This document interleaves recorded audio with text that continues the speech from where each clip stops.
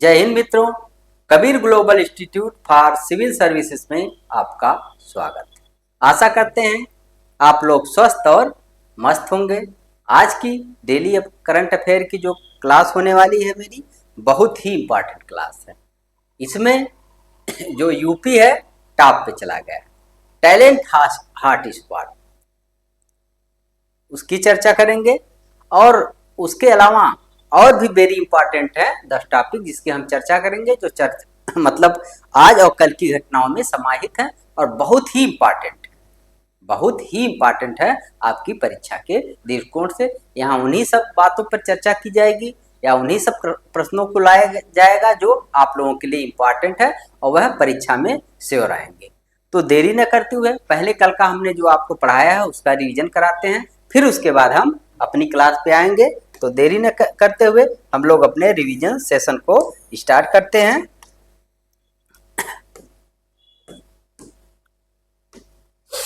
पहला प्रश्न आप लोगों के सामने है, कल का जो हमने आपको पढ़ाया था उसका हम आपको रिवीजन कराएंगे, क्योंकि बिना रिवीजन के मित्रों कोई भी तथ्य को आप आसानी से परीक्षा हाल में सही नहीं कर सकते हैं। तो रिवीजन ही मूल होता है।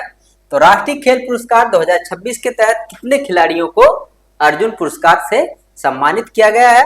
तो आपका उत्तर हो जाएगा सी, 17 खिलाड़ियों को। लेकिन 5 द्रोणाचार्य खिलाड़ियों को 5 पुरस्कार दिया गया, 5 लोगों को द्रोणाचार्य पुरस्कार दिया गया है, लेकिन मेजर ध्यानचंद खेल रत्न पुरस्कार किसी को नहीं दिया गया। इसीलिए है चर्चा में बना हुआ है और आपसे इस पर प्रश्न पूछा जा सकता है और यह बहुत ही इंपॉर्टेंट है। आगे बढ़ते हैं। विद्यार्थी सहायता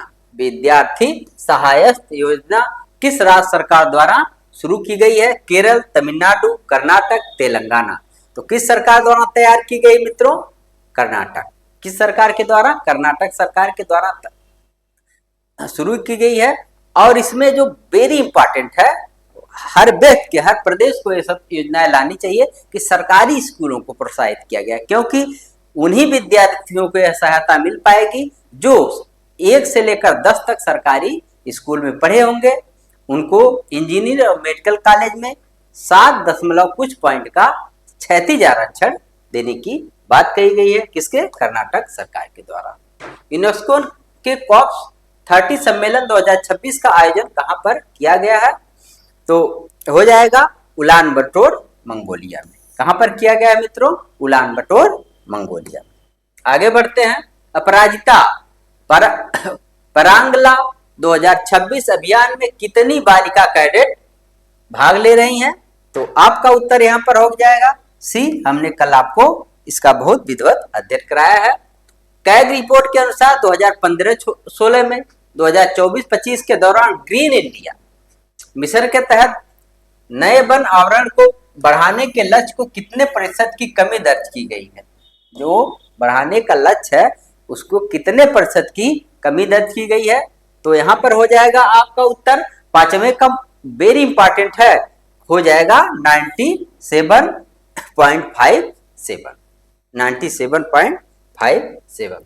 छठा क्वेश्चन, अगस्त 2026 में गुजरात का वन विभाग ने गुजरात के बन्नी घाट के मैदानों में कितने काले हिरण छोड़े हैं? तो आपका उत्तर हो जाएगा 20। कितने? 20 काले हिरण छोड़े हैं, जिसमें 5 नर और 15 मादा। सातवां क्वेश्चन, अगस्त 2026 में भारत के किस देश के साथ रक्षा अनुसंधान, विकास, नवाचार और साझा उत्पादन के लिए रक्षा सहयोग समझौतों पर हस्ताक्षर किया है? बहुत ही इंपॉर्टेंट क्वेश्चन है। तो आपका उत्तर हो जाएगा किसके साथ? आर्मेनिया के साथ। आगे बढ़ते हैं और पहला क्वेश्चन जो आजकल की ताजा घटनाओं से है और उत्तर प्रदेश, जो उभरता उत्तर प्रदेश कह सकते हैं या विकसित होता उत्तर प्रदेश की चर्चा होगी। स्किल इंडिया रिपोर्ट 2026 में किस राज्य ने पहला स्थान हासिल किया है? वेरी इंपॉर्टेंट क्वेश्चन है। तो ए ऑप्शन हो जाएगा महाराष्ट्र, बी ऑप्शन हो जाएगा कर्नाटक, सी ऑप्शन हो जाएगा उत्तर प्रदेश और डी ऑप्शन हो जाएगा आपका तमिलनाडु। तो किस राज्य ने पहला स्थान हासिल किया है? उत्तर प्रदेश ने। बहुत ही इंपॉर्टेंट क्वेश्चन है और इसमें आपको जानना चाहिए पहला स्थान उत्तर प्रदेश का है और दूसरा स्थान केरल का है और तीसरा स्थान कर्नाटक का है और चौथा स्थान आपके महाराष्ट्र का है। वेरी इंपॉर्टेंट है। तो आपको क्या क्या जानना है, क्या क्या इंपॉर्टेंट है, इसको आपको जानना चाहिए। तो पहला स्थान यूपी का, और इसमें जो आंकड़ा दिया गया है कितना दिया गया, 78.6 78.6%। जो हमारी है इंडिया स्किल रिपोर्ट में कितनी रोजगार और स्किल लेबर की बात की हुई है, तो 78.6। और केरल दूसरे स्थान पर है मित्रों। केरल किस स्थान पर, दूसरे स्थान पर है। और तीसरे स्थान पर तमिलनाडु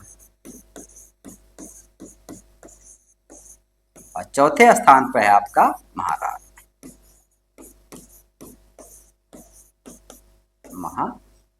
बहुत ही इंपॉर्टेंट है। लेकिन यह जो स्थान आया है, यह कहां से आया, कैसे आया, तो क्योंकि यहाँ जो तकनीकों के मामले में है और सारे मामलों में है, तो इसमें मुख्यतः जो है तकनीकों से संबंधित और स्किल लेबर से संबंधित बात की गई है। और मुख्य जो इसके स्तंभ, मानक स्तंभ, किसी रिपोर्ट को निकालने के लिए या जारी करने के लिए जो मानक रखे गए हैं 4, वह क्या क्या है, तकनीकी कौशल, कि लोगों में तकनीकी कौशल क्या है, संचार कौशल, लोगों में संचार कौशल कैसा है, ज्ञानात्मक कौशल, सोचने और समझने की क्षमता लोगों के अंदर कितनी है, और विषय ज्ञान, जैसे आप अलग अलग सब्जेक्ट, जैसे साइंस हो गया, विज्ञान साइंस हो गया, और उसके बाद कोई भी विषय हो गया, इकोनॉमिक्स हो गया, और आप लीजिए इतिहास हो गया, विषय ज्ञान आपको कितना है, अपने सब्जेक्ट पर कितनी कमांड आप है, यह 4 स्तंभों के तहत यह रिपोर्ट जारी की गई है। तो कौन कौन, पहले स्थान पर तकनीकी कौशल, दूसरे स्थान पर संचार कौशल, तीसरे स्थान पर संज्ञानात्मक कौशल यानी सोचने समझने की क्षमता, और विषय ज्ञान, मतलब जिस सब्जेक्ट पे आप कार्य कर रहे हैं वह या विषय जो है उस पे आप कितना ज्ञान रख रहे हैं, इन सारे तथ्यों को देख करके बात की गई है। और यूपी को पहले स्थान पर जो आया है, क्यों आया है यूपी। अब आपका प्रश्न है कि जो यूपी के विद्यार्थी हैं उनको यह सोचना चाहिए कि जो पहले स्थान पर कैसे यूपी आ गया है, लेकिन ऐसी बात नहीं है, हमारा यूपी भी विकास कर रहा है। और क्यों आया है, इसके 3-4 पॉइंट जो हैं। तो पहला है विशाल प्रतिभा समूह, पहला है विशाल प्रतिभा समूह, कहीं न कहीं हमारी जनसंख्या हमको सपोर्ट कर रही है, विशाल प्रतिभा समूह।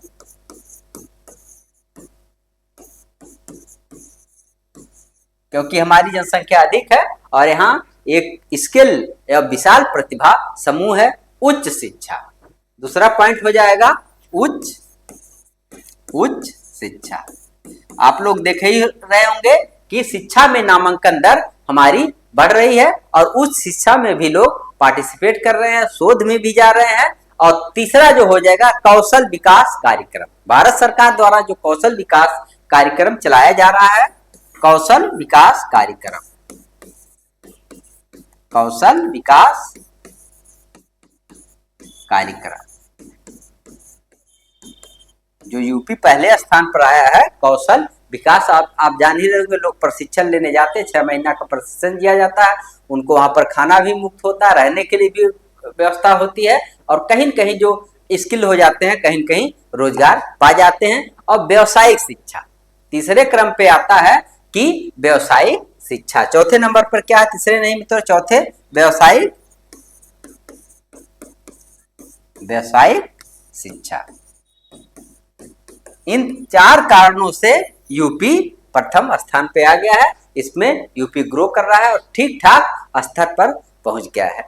तो कुल मिला जुला कर केरल दूसरे नंबर पर क्यों है, तो केरल की जो शिक्षा है, हम जो दूसरे नंबर पर आए हैं, तो पहला स्थान विश्व प्रतिभा समूह, मतलब यहाँ जनसंख्या बहुत अधिक है, इसको शिक्षा है। लेकिन केरल दूसरे स्थान पर कैसे है, क्योंकि उच्च शिक्षा है, उच्च शिक्षा और तकनीक के कारण केरल दूसरे नंबर पर है। और कर्नाटक को भी जान रहे होंगे कि आप तकनीक में कितना आगे है, और महाराष्ट्र को आप जान ही रहे हैं कि भारत की आर्थिक राजधानी है। इन सब कारणों से इनका जो स्किल इंडिया रिपोर्ट 2026 में यह चारों स्थान आए हैं। लेकिन अब आपका जैसे हम लोग खोजी विद्यार्थी हैं, हर समय हम लोगों की उत्सुकता बनी होनी चाहिए कि इससे संबंधित से रिलेट करके क्या क्या प्रश्न पूछा जा सकता है। यूपी से तो बहुत प्रश्न बनते हैं, लेकिन हम आज यूपी अगर प्रथम पे आया है, कुल कुछ प्रथम चीजों में जो यूपी पहले स्थान पर है उसको हम देख लेते हैं। पहले स्थान पर यूपी हम कुल खाद्यान्न के मामलों में यूपी पहले नंबर पर है। कुल खाद्यान्न के मामलों, गेहूं उत्पादन के मामले में प्रथम है। गन्ना, आलू, आम, अमरूद, इन सब मामलों में उत्तर प्रदेश प्रथम स्थान है। और दुग्ध, वेरी इंपॉर्टेंट है, दूध उत्पादन में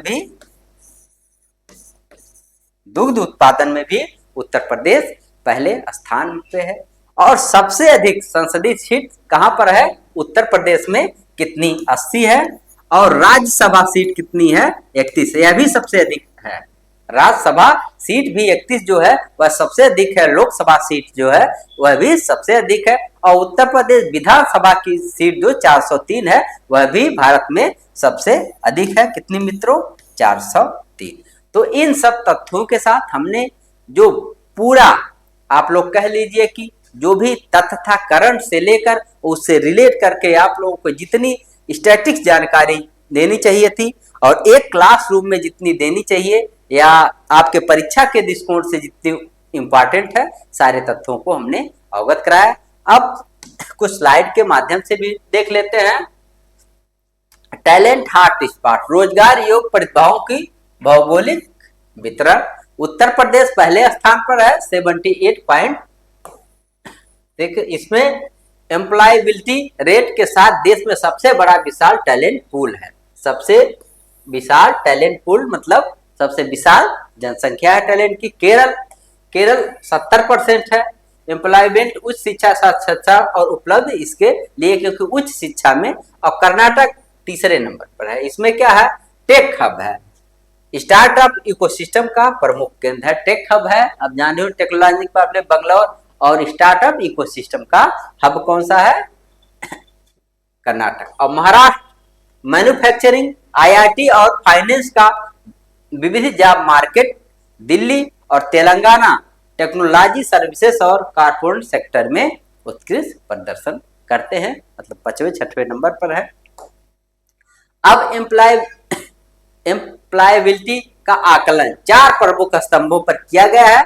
वो जो हम आपसे बात कर चुके हैं, तकनीकी कौशल, संचार कौशल, संज्ञात्मक कौशल और विषय ज्ञान, इन सारी बातों को हम आपसे कर चुके हैं। शीर्ष प्रदर्शन क्यों किया उत्तर प्रदेश ने, एम्प्लॉयबिलिटी इतनी उत्तर प्रदेश का 78.6 है। तो क्यों है, कारण इसका है विशाल प्रतिभा समूह है, सहायक कारक है, उच्च शिक्षा, बढ़ती पूंजी और सरकार द्वारा संचालित कौशल विकास कार्यक्रम है। इसी प्रकार केरल का भी आप लोग देख लीजिए 70% है। और उच्च साक्षरता इसमें जो प्रमुख कारण है, उच्च साक्षरता, मजबूत, बेहतर, इन सब की बात की है। रोजगार योग्यता में बढ़ते 3 प्रमुख कारक, रोजगार योग्यता को बढ़ाते 3 कारक, यह सब 3 कारक है तो आपको रोजगार मिल जाएगा। डिजिटल और कृत्रिम बुद्धिमत्ता कौशल, उद्योग अनुकूल प्रशिक्षण और चौथा है गिग अर्थव्यवस्था का विकास।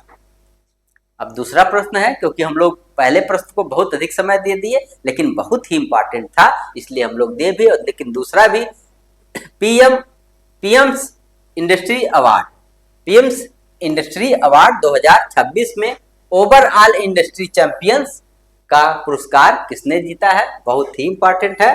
तो ए ऑप्शन हो जाएगा रिलायंस इंडस्ट्री, बी ऑप्शन हो जाएगा Mahindra and Mahindra, C option हो जाएगा इन्फोसिस और डी ऑप्शन हो जाएगा एनटीपीसी। तो आपका उत्तर हो जाएगा महिंद्रा एंड महिंद्रा ने पीएमआईएस इंडस्ट्री अवार्ड 2026 किसने जीता है। दूसरा प्रश्न है आप लोगों का, तो इसे किसने जीता है, महिंद्रा एंड महिंद्रा ने। शीर्ष, अब इसमें आपका एक उत्तर होगा कि शीर्ष पीएसयू कौन है, तो शीर्ष पीएसयू ओएनजीसी और एनटीपीसी है, आपसे पूछा जा सकता है इसमें। और इसमें एक और है, शीर्ष PSU कौन से है? ONGC और NTPC। कौन कौन से मित्रों? NTPC। सिर्फ PSU में ONGC और NTPC है, बहुत ही इंपॉर्टेंट है। और दूसरा है टॉप प्राइवेट पार्टनर, पुरस्कार किसको मिला है? Top private partner. Top private partner का पुरस्कार रिलायंस इंडस्ट्रीज को मिला है। किसको? टॉप प्राइवेट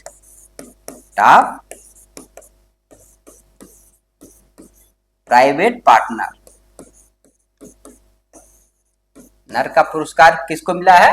रिलायंस इंडस्ट्रीज को। टॉप प्राइवेट पार्टनर का पुरस्कार किसको मिला है? रिलायंस इंडस्ट्रीज को। और ओवरऑल इंडस्ट्री चैंपियन का अवार्ड महिंद्रा को मिला है। और शीर्ष PSU का अवार्ड ONGC और NTPC को मिला है। इतने तथ्यों को, और यह समारोह आपसे कभी कभी पूछ लिया गया, इंडस्ट्री अवार्ड 2026 कहां पर आयोजित हुआ? तो नई दिल्ली में। कहां पर मित्रों? नई दिल्ली। इतना तथ्य आपको इससे जानना है, और इतना आप तथ्य जानते हैं तो यह मान के चलिए कि आपका प्रश्न कभी गलत नहीं होगा, अगर परीक्षा में यह प्रश्न आ गया तो।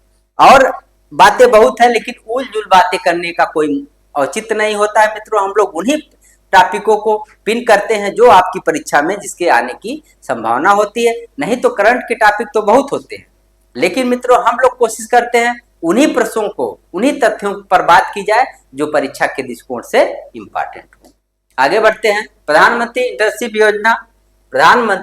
इंटर्नशिप योजना इंडस्ट्री अवार्ड 2026 कारपोरेट कार्य मंत्रालय ने, MCA ने प्रधानमंत्री इंटर्नशिप योजना इंडस्ट्री अवार्ड 2026 में महिंद्रा को ओवरऑल इंडस्ट्री चैंपियनशिप का खिताब दिया है। यह पुरस्कार दिल्ली में आयोजित किया गया और शीर्ष PSU ONGC NTPC की बात की गई है, और top private Reliance industry, Infosys, ये सारी कंपनियां हैं। भारत का पहला AI, यह आपका तीसरा क्वेश्चन, लेकिन यहाँ पर क्वेश्चन नहीं लिखा गया है, यह आपका तीसरा क्वेश्चन है मित्रों। भारत का पहला AI संचालित भुगतान फाउंडेशन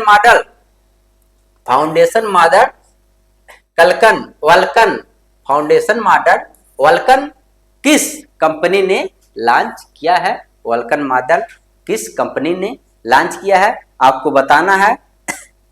तो आपका उत्तर हो जाएगा पेटीएम, फोन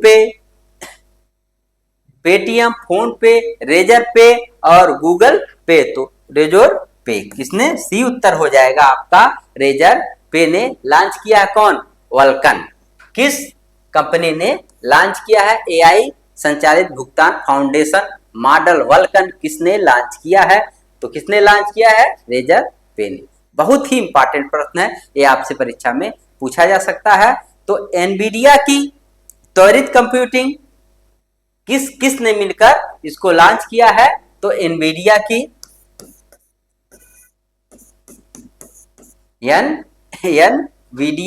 NVDIA की त्वरित कंप्यूटिंग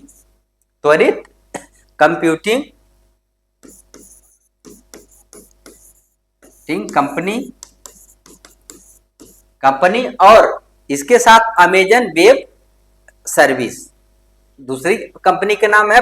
कौन है इसके साथ शामिल? अमेजन वेब सर्विस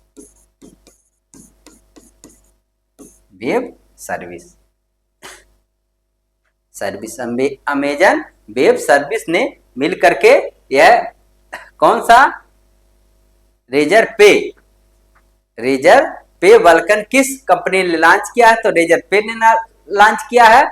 और यह कंपनी जो है किस से मिलकर बनी है? तो एनवीडिया की त्वरित कंप्यूटिंग कंपनी और अमेजन वेब सर्विस ने मिलकर इसको बनाया है। वेरी इंपॉर्टेंट है। अब कुछ हम लोग इसके तथ्य जो है, रेजर पे वल्कन वेरी इंपॉर्टेंट है। फिनटेक कंपनी है ने भारत का पहला AI संचालित भुगतान फाउंडेशन मॉडल रेजर पे वल्कन लॉन्च किया है।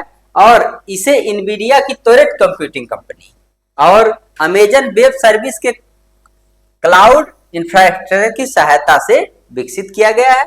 और यह पहला ट्रांसफार्मर आधारित एआई फाउंडेशन मॉडल है जिसे भारत के जटिल डिजिटल भुगतान इकोसिस्टम जैसे यूपीआई, कार्ड, नेट बैंकिंग में विफलता एवं धोखाधड़ी की चुनौतियों से निपटने के लिए बनाया गया है। आप लोग देख ही रहे होंगे, न्यूज में हाल ही में रहता है कि उनसे इतने पैसों की ठगी कर गई। और इन सबको देखते हुए रेजपे ने किसको बनाया है?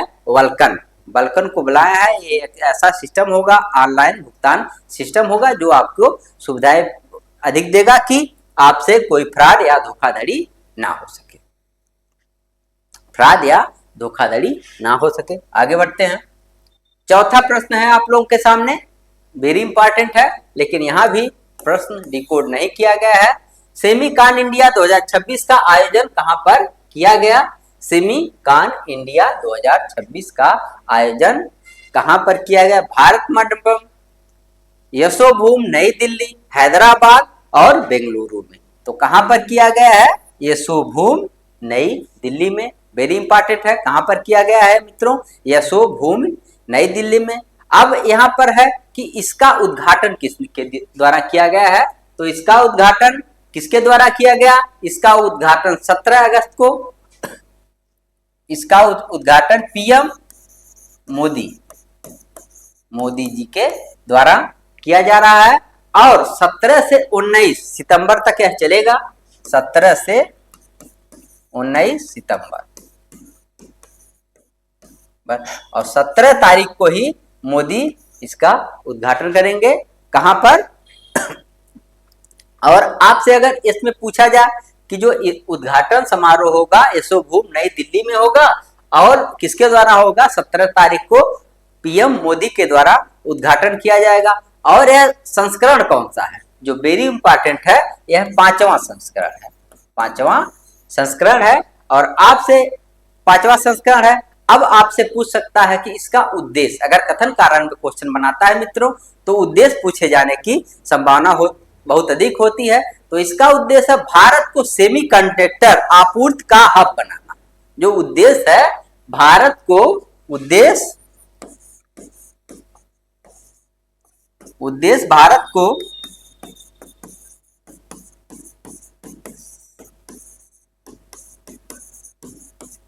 सेमीकंडक्टर आपूर्ति का हब बनाना है। क्या मित्रों? आपूर्ति का हब बनाना। भारत को सेमीकंडक्टर आपूर्ति का हब बनाना इसका उद्देश्य है। किसका?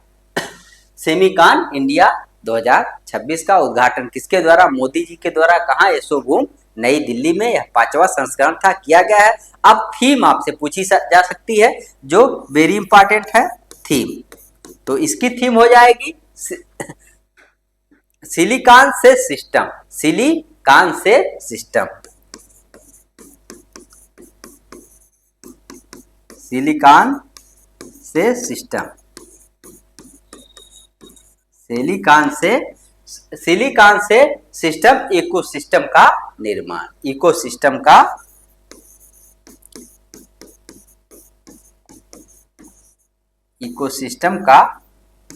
निर्माण, इकोसिस्टम का निर्माण। इसकी सिलिकॉन से सिस्टम इकोसिस्टम का निर्माण किसकी थीम हो जाएगी? सेमीकॉन इंडिया 2026 की। इतने तथ्यों को मित्रों अगर आप जान के रखते हैं तो करंट से कैसे भी घुमा कर कथन कारण में पूछे, आपको उद्देश्य पता है, आपको थीम पता है, किसके द्वारा उद्घाटन हुआ, कहां पर हुआ और कब से कब तारीख कर किया गया। 17 से 19 सितंबर तक यह 5वें संस्करण का आयोजन किसके द्वारा किया जाए? नरेंद्र मोदी के द्वारा उद्घाटन किया जाएगा। सेमीकॉन इंडिया 2026 का समारोह का आयोजन 17 से 19 सितंबर तक नई दिल्ली में स्थित Yashobhoomi India international convention and expo centre में किया जाएगा। प्रधानमंत्री 17 सितंबर को 2020 के 5वें संस्करण का उद्घाटन करेंगे। उसका मुख्य उद्देश्य भारत को वैश्विक सेमीकंडक्टर आपूर्ति श्रृंखला का प्रमुख केंद्र बनाना है। थीम है सिलिकॉन से सिस्टम इकोसिस्टम का निर्माण। सिलिकॉन सिलिकॉन से सिस्टम इकोसिस्टम का निर्माण।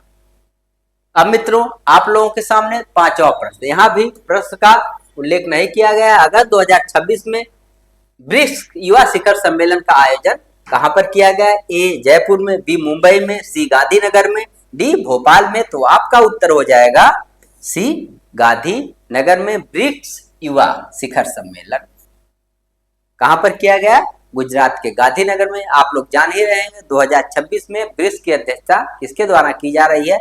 भारत के द्वारा की जा रही है। तो जो भी आयोजन होंगे वह किसके द्वारा किए जाएंगे? भारत के ही द्वारा किए जाएंगे। तो आप लोग को अब थोड़ा सा यह भी उसका इतिहास भी जान लेना, क्योंकि कथन कारण में अगर मित्रों पूछेगा क्वेश्चन तो उसके इतिहास से पूछेगा। तो ब्रिक्स पहले ब्रिक्स न होकर ब्रिक था। तो कब था ये बना था? 2006 में, 2006 में। और ब्रिक न होकर ब्रिक था, ब्रिक्स न होकर ब्रिक्स था। और इसमें कौन कौन से? ब्राजील, रूस, भारत और चीन शामिल थे। ब्राजील, रूस और भारत। बी से ब्राजील हो जाए, आर से रसिया हो जाए, आई से इंडिया हो जाएगा, सी से चाइना हो जाएगा।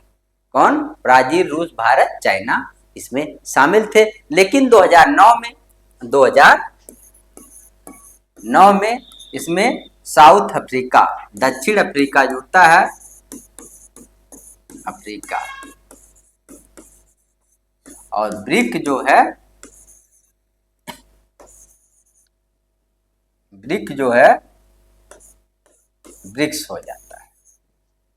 यहां तक यह तथ्य तो आपको जानना ही जानना है। और जो इसका पहला सम्मेलन हुआ था 2006 में बना था, पहला नहीं सॉरी मित्रों 2009 नहीं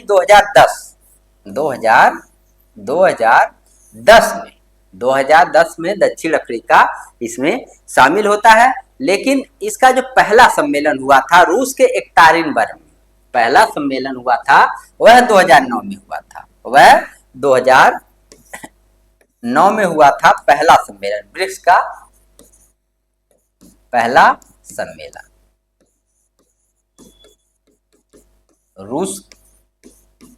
रूस के एकतारिनबर्ग। कहां पर मित्रों? रूस के एकतारिनबर्ग में इसका पहला सम्मेलन हुआ था। अब कुछ स्लाइड के माध्यम से देख लेते हैं। ब्रिक्स युवा परिषद युवा शिखर सम्मेलन की अध्यक्षता, ब्रिक्स की अध्यक्षता भारत कर रहा है। ब्रिक्स युवा परिषद की बैठक, ब्रिक्स युवा शिखर सम्मेलन का आयोजन गुजरात के गांधीनगर में हुआ मित्रों। आयोजन युवा मामले और खेल मंत्रालय युवा मामले के विभाग द्वारा किया गया। सम्मेलन में शिक्षा, नवाचार, सतत विकास, पर्यावरणीय जिम्मेदारी तथा दीर्घकालिक संस्थागत सहयोग पर चर्चा की गई है। और मुख्य विषय है, इसका जो मुख्य विषय रखा गया लचीलापन, नवाचार, सहयोग और स्थिरता के लिए निर्माण। स्थिरता के लिए मुख्य विषय ब्रिक्स युवा सम्मेलन का क्या है? लचीलापन, नवाचार, सहयोग और शिक्षा के लिए निर्माण। आगे बढ़ते हैं। आप लोगों के सामने छठा प्रश्न और वेरी इंपॉर्टेंट है। छठा प्रश्न वेरी, जनप्रिय नेता वेंकैया नायडू, जनप्रिय नेता वेंकैया नायडू उदयगिरि से उपराष्ट्रपति तक, उदयगिरि से उपराष्ट्रपति तक के लेखक कौन है? मतलब यह पुस्तक है उदयगिरि से उपराष्ट्रपति तक, और क्या है? जनप्रिय नेता वेंकैया नायडू पर यह पुस्तक लिखी गई है। उदयगिरि से उपराष्ट्रपति तक, वेरी इंपॉर्टेंट पुस्तक है। और यह परीक्षा में आना इसका तय है। ए ऑप्शन हो जाएगा रामचंद्र गुहा, बी ऑप्शन हो जाएगा यालार्ड गड्डा लक्ष्मी प्रसाद, यालार गड्डा लक्ष्मी प्रसाद, और सी ऑप्शन हो जाएगा शशि थरूर, और डी ऑप्शन हो जाएगा नितिन नवीन। तो आपका उत्तर हो जाएगा लक्ष्मी प्रसाद, यालार गड्डा लक्ष्मी प्रसाद, वेरी इंपॉर्टेंट है। उनके द्वारा कौन सी पुस्तक लिखी है? उदयगिरि से उपराष्ट्रपति तक। या किसके जीवन पर लिखी है? भारत के उपराष्ट्रपति वेंकैया नायडू के जीवन पर। और जो मूल तथ्य है आपको याद रखना, कथन कारण में जब क्वेश्चन बनाएगा, यह उपराष्ट्रपति थे लेकिन किस क्रम के? तो यह 13वें उपराष्ट्रपति। कौन से क्रम के? 13वें उपराष्ट्रपति थे कौन? वेंकैया नायडू। कौन से क्रम के? 13वें उपराष्ट्रपति। और कब से कब तक? 17 से लेकर 22, 2017 से लेकर 2022 22 तक ये उपराष्ट्रपति थे। इन तथ्यों को आपको याद रखना ही पड़ेगा। अब उदयगिरि से उपराष्ट्रपति तक इसका विमोचन किसके द्वारा किया गया, बहुत ही इंपॉर्टेंट है। इस पुस्तक का विमोचन किसके द्वारा किया गया है, तो राजनाथ सिंह जी,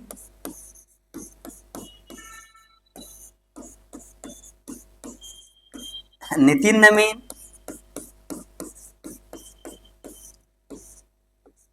नवीन जो भाजपा के पार्टी अध्यक्ष है, और रेखा गुप्ता दिल्ली की सीएम है। इस पुस्तक का विवेचन समारोह में तीनों लोगों के द्वारा किया गया है। वेरी इंपॉर्टेंट है, क्योंकि इसमें एक नाम और देगा पीएम मोदी, और पूछेगा आपसे कि यह क्वेश्चन बनाएगा कि किसके द्वारा विमोचन, उदयगिरि से उपराष्ट्रपति तक किस लेखक की पुस्तक है और किसके द्वारा इसे विमोचित किया गया, तो राजनाथ सिंह, नितिन गडकरी, रेखा गुप्ता और देगा पीएम मोदी। और आपसे पूछेगा किसने इसका विमोचन नहीं किया, पुस्तक का नाम देकर पूछ लेगा और ऑप्शन में दे देगा नरेंद्र मोदी, तो आपका उत्तर हो जाएगा नरेंद्र मोदी। और कब तक राष्ट्रपति थे वेंकैया नायडू, 2017 से 22 तक, और 13वें उपराष्ट्रपति थे। लेकिन अब मित्रों उपराष्ट्रपति की बात आ गई है, तो जो वेरी इंपॉर्टेंट 2-3 अनुच्छेद है उसकी हम चर्चा कर लेते हैं। पूरे उपराष्ट्रपति की जो बात होती है 61 से 71 अनुच्छेद, 61 से 71 अनुच्छेद में उपराष्ट्रपति की बात की गई है। किसमें, 61 से 71 में किसकी बात की गई है, उपराष्ट्रपति की, भारतीय संविधान में। और 13वां और 63वां, जो 63वां वेरी इंपॉर्टेंट है, 63वां अनुच्छेद क्या कहता है, भारत का एक उपराष्ट्रपति होगा। क्या है, बहुत ही इंपॉर्टेंट है, भारत का एक उपराष्ट्रपति होगा। यह कौन सा अनुच्छेद बात करता है, 63, वेरी इंपॉर्टेंट है। और 64वां अनुच्छेद बात क्या करता है, जो उपराष्ट्रपति होगा वह राज्यसभा का पदेन सभापति होगा। कौन, भारत का उपराष्ट्रपति। लेकिन यह किस अनुच्छेद में इस बात की गई है, 64वें अनुच्छेद में। और 66 अनुच्छेद में क्या कहा गया है, जो वेरी इंपॉर्टेंट है, उपराष्ट्रपति के निर्वाचन से संबंधित बात की गई है। किसमें, 66वें अनुच्छेद में। इतने अनुच्छेद आप याद रखते हैं तो ये वेरी इंपॉर्टेंट, और भी आ सकते हैं, बहुत ही सारे इंपॉर्टेंट है। आप लोग को मान के चलिए 63 से लेकर 71 तक इंपॉर्टेंट है, लेकिन यह 3 वेरी इंपॉर्टेंट है, इससे बार बार परीक्षा में पूछे गए हैं। 63वां भारत का एक उपराष्ट्रपति होगा, 64वां राज्यसभा के पदेन सभापति के रूप में काम करेगा, और 66वां उपराष्ट्रपति से निर्वाचन से संबंधित बात की गई है। आगे बढ़ते हैं। अगस्त 2026 में विमोचित पूर्व उपराष्ट्रपति एम वेंकैया नायडू की हिंदी जीवनी, उसकी क्या है, उनकी हिंदी जीवनी है, तो क्या है, उदयगिरि से उपराष्ट्रपति तक, वेरी इंपॉर्टेंट है, उदयगिरि से उपराष्ट्रपति तक। और इसके किसके द्वारा लिखा गया है, यालागड्डा लक्ष्मी प्रसाद, यालागड्डा लक्ष्मी प्रसाद के द्वारा इसे लिखा गया। पुस्तक का विमोचन केंद्रीय रक्षा मंत्री राजनाथ सिंह, भाजपा अध्यक्ष नितिन गडकरी, नितिन नवीन और दिल्ली के मुख्यमंत्री रेखा गुप्ता के द्वारा किया है। वेंकैया नायडू उपराष्ट्रपति 13वें उपराष्ट्रपति थे। सारी तथ्यों पर हम आपसे चर्चा कर चुके हैं। अब 7वां क्वेश्चन वेरी इंपॉर्टेंट है। 7वां क्वेश्चन, तीस्ता बैराज प्रोजेक्ट की समीक्षा हेतु गठित समिति के अध्यक्ष कौन है। आप लोग जान ही रहे हैं, जो कोई समिति गठित होती है, कभी कुछ होता है, तो वह प्रश्न आपके लिए बहुत ही इंपॉर्टेंट हो जाता है। तो ए ऑप्शन हो जाएगा अनुपम प्रसाद, बी हो जाएगा राजू कुमार, सी हो जाएगा अमिताभ कांत, और डी हो जाएगा अरुण गोयल। तो 7वें प्रश्न का उत्तर हो जाएगा अनुपम प्रसाद। अनुपम प्रसाद की अध्यक्षता में 12 सदस्य, कितने सदस्य हैं, जो एक समिति गठित की गई है उसमें कुल 12 सदस्य हैं, और उसके अध्यक्ष कौन है मित्रों, अनुपम प्रसाद जी है। और वेरी इंपॉर्टेंट है। और तीस्ता जो यह विवाद है, यह कहां पर तीस्ता नदी है, पश्चिम बंगाल में। कहां पर मित्रों, पश्चिम बंगाल। और मुख्य जो है यह किसके लिए है, यह प्रोजेक्ट है तीस्ता नदी सिंचाई परियोजनाओं के लिए जानी जाती है।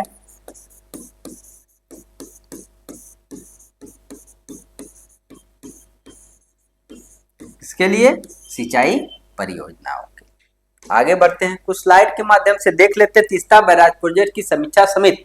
भारत ने तीस्ता बैराज प्रोजेक्ट समीक्षा के लिए केंद्रीय जल आयोग CWC के अध्यक्ष अनुपम प्रसाद की अध्यक्षता में 12 सदस्यीय उच्च स्तरीय समिति का गठन कर दिया है। समिति का उद्देश्य होगा पश्चिमी बंगाल में स्थित तीस्ता बैराज परियोजना को पुनरुद्धार, जीर्णोद्धार और भविष्य के प्रबंधन का आकलन करना है। यह कदम बांग्लादेश द्वारा तीस्ता नदी प्रबंधन को लेकर चीन के साथ बढ़ते सहयोग और रणनीतिक गतिविधियों के बीच उठाया गया है। तीस्ता बैराज परियोजना पश्चिम बंगाल में तीस्ता नदी पर बनी एक बड़ी सिंचाई एवं जल विद्युत परियोजना है। इसका उद्देश्य बंगाल के जिलों को उत्तर बंगाल के जिलों के कृषि के लिए यानी पानी उपलब्ध कराना है और बिजली उपलब्ध कराना है। अब आप लोग के सामने 8वां प्रश्न और वेरी इंपॉर्टेंट है। 8वां प्रश्न है और वेरी इंपॉर्टेंट है। यशोदा AI पहल किस संस्था द्वारा शुरू की गई है? यशोदा AI पहल किस संस्था द्वारा शुरू की गई है? ए ऑप्शन हो जाएगा नीति आयोग, बी ऑप्शन हो जाएगा राष्ट्रीय महिला आयोग, सी ऑप्शन हो जाएगा शिक्षा मंत्रालय और डी ऑप्शन हो जाएगा महिला एवं बाल विकास मंत्रालय। तो आपका उत्तर हो जाएगा राष्ट्रीय महिला आयोग। किसके द्वारा मित्रों? राष्ट्रीय महिला आयोग के द्वारा यशोदा AI पहल की शुरुआत की है। और बहुत ही इंपॉर्टेंट क्वेश्चन है, राष्ट्रीय महिला आयोग द्वारा इसे शुरू किया गया है। और इसके जो राष्ट्रीय महिला आयोग को इस समय प्रेजेंट टाइम में आपसे पूछ सकता है कि इसके अध्यक्ष कौन है? इसके अध्यक्ष कौन है? विजया रहाटकर। विजया राष्ट्रीय महिला आयोग के अध्यक्ष कौन है? विजया कौन है? विजया रहाटकर।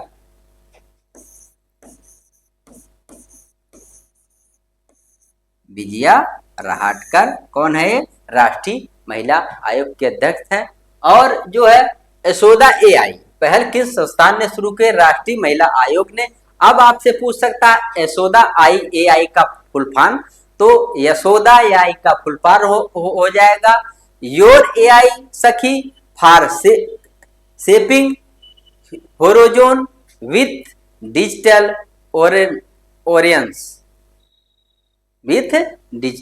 ओरियंस हो जाएगा यशोदा का फुल फॉर्म। और यह वेरी इंपॉर्टेंट है। आगे स्लाइड से देख लेते हैं। यशोदा YASH यशोदा AI का पूरा नाम your AI Sakhi for shipping horizon with digital awareness. क्या हो जाएगा मित्रों? Digital awareness. यह वेरी इंपॉर्टेंट है। इसका फुल फॉर्म आपसे पूछा जा सकता है यशोदा AI क्या है और इसका फुल फॉर्म क्या है मित्रों? तो इसका फुल फॉर्म आप लोग याद करके your AI Sakhi for shaping horizon with digital awareness.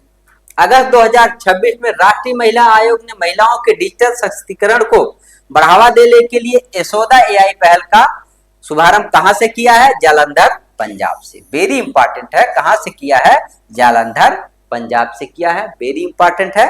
कहां से किया है यशोदा AI का शुभारंभ? जालंधर पंजाब से। कहां से मित्रों? जालंधर पंजाब से। इसे आप लोग याद करके रखें।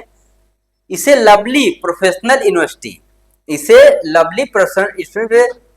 में राष्ट्रीय महिला आयोग की अध्यक्ष विजया